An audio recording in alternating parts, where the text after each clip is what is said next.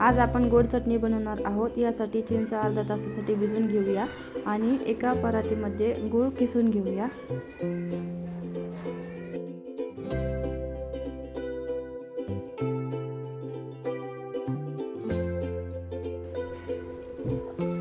चिंच या ठिकाणी भिजलेली आहे।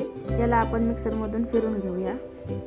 मिक्सरमधून फिरवून झाल्याच्या नंतर याला आपल्याला चाळणीच्या मदतीने गाळून घ्यायचं आहे, जेणेकरून त्याच्यामध्ये जे दोरे वगैरे असतात ते वरती राहतील।